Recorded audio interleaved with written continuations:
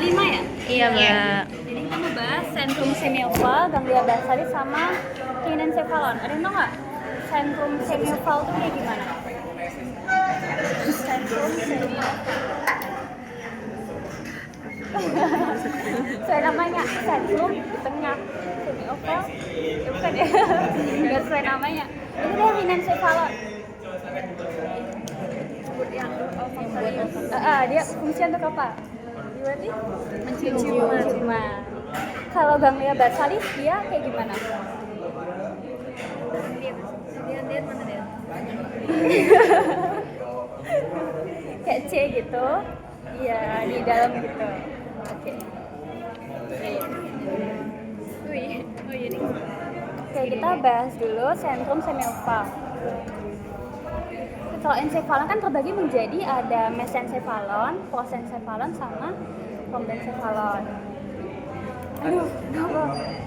Terus kalau prosencephalon itu bagi menjadi sentrum semioval, ada juga ganglia basalis sama si kinencephalonnya. Nah, kita bahas yang sentrum semioval dulu. Ini nggak sesuai nama ya. Kalau sentrum kan sentrum tengah, semioval oval, berarti nggak kayak gitu.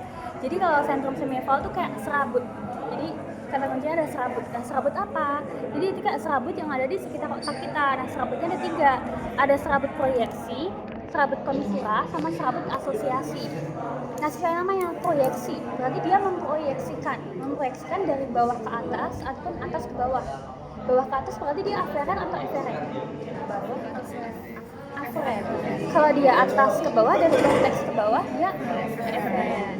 Kalau serabut komisura dan asosiasi, komisura asosiasi berarti dia bertemu gitu nggak sih? Berarti dia ada serabut pertemuan antara 2 hemisfer ataupun satu hemisfer yang sama gitu. Oke, kita bahas yang serabut proyeksi dulu. Serabut proyeksi ada aferen sama eferen. Ada dari bawah ke atas, ada dari atas ke bawah. Nah, yang pertama ada kapsula interna. Kalau kapsula interna itu, ini dia terletak di antara thalamus ataupun nucleus caudatus.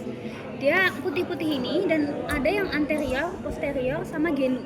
Anterior, posterior, sama genu. Dan letaknya di nucleus caudatus dan di antara thalamus itu. Dan dia sebagai serabut untuk jalannya si aferen ataupun eferen itu. Jadi kalau aferen mau naik, eferen ataupun mau turun, dia tuh selalu lewat si nucleus kapsula interna ini. Yang kedua ada corona radiata. Kalau corona radiata kan kalau kapsula interna kan dia yang kecil ini, yang di antara itu.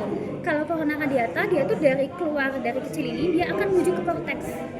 Di seluruh korteks gitu, serabut yang menghubungkan antara nukleus kapsula interna dengan korteks gitu. Jadi sesuai namanya corona, jadi kayak crown. Terus kalau radiata dia tuh kayak memancar. Jadi suatu serabut yang memancar, yang ada di korteks, di atas gitu. Kayak amannya. Dan kapsula interna sama corona radiata itu bisa aferen ataupun bisa eferen gitu. Jadi bisa naik ataupun bisa turun. Yang ketiga ada radiatio optica. Radiatio optica ini nggak terlalu ada hubungannya sama sebelumnya. Kalau radiatio optica ini hubungannya sama penglihatan. Jadi kalau penglihatan dari mata, atau ada serabut mata, oculomotor dan lain-lain. Terus nanti akan ke bagian X atau chiasma opticum. Lalu nanti untuk visualisasinya kan dia akan menuju ke ini kan kalkarina, akan menuju ke kalkarina. Nah, dari chiasma opticum menuju ke kalkarina itu lewat suatu serabut. Nama serabutnya adalah si radiatio optica. Oke, itu yang si serabut proyeksi untuk memproyeksikan. Nah, selanjutnya kita bahas si serabut komisura dan serabut asosiasi. Itu pertemuan dari hemisfer.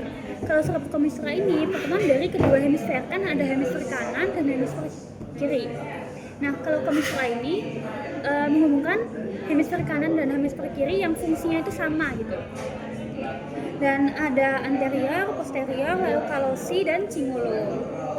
Terus ada fornix juga. Fornix kan bentuknya kayak C gitu. Dan dia tuh ada yang bagian kanan dan juga kiri juga. Nah, fornix ini dihubungkan oleh yang namanya komisura fornix. Terus yang ketiga ada serabut asosiasi. Kalau serabut komisura tadi menghubungkan dua hemisfer, kalau serabat asosiasi dia itu menghubungkan satu hemisfer yang sama. Jadi misal anterior sama posterior ataupun anterior dengan yang si temporal gitu. Next ke ganglia basalis. Kalau ganglia basalis itu ada di bagian dalamnya lagi dari si cortex.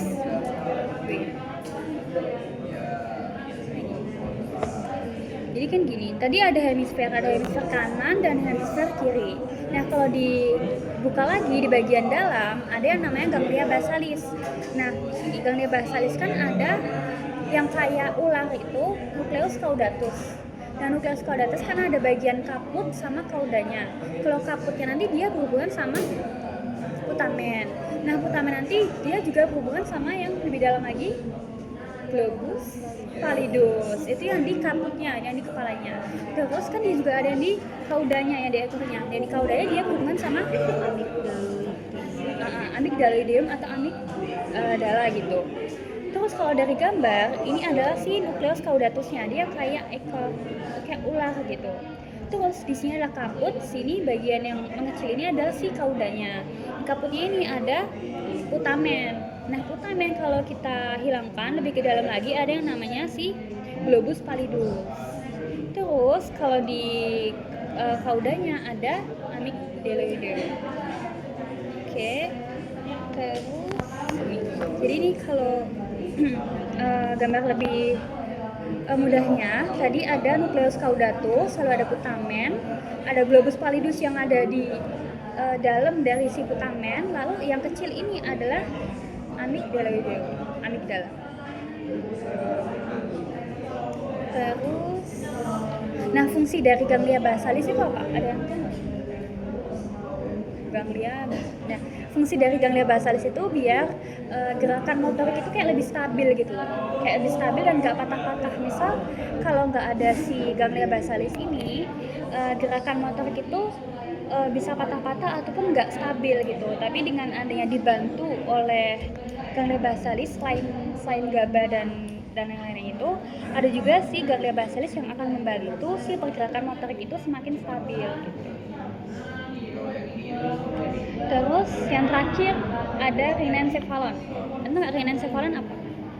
Dia ada nervus olfactorius yang fungsinya untuk penciuman. Dan ada bentuk bulbusnya, ada traktusnya. Kalau bulbus berarti kayak ujungnya itu, kalau traktus berarti kayak tangkainya. Dan dia ada berhubungan sama formatio hippocampi. Formatio hippocampi atau hippocampus gitu. Nah, kenapa dia berhubungan sama hippocampus? Karena untuk menyimpan ingatan bau. Misal kalian membau suatu hal yang nggak enak bagi kalian, dan kalian kalau ngebau itu kayak ingat gitu nggak sih? Udah pernah ngebau kayak gini. Nah, kayak itu disimpannya di hippocampus tadi. Udah. Gampang nggak?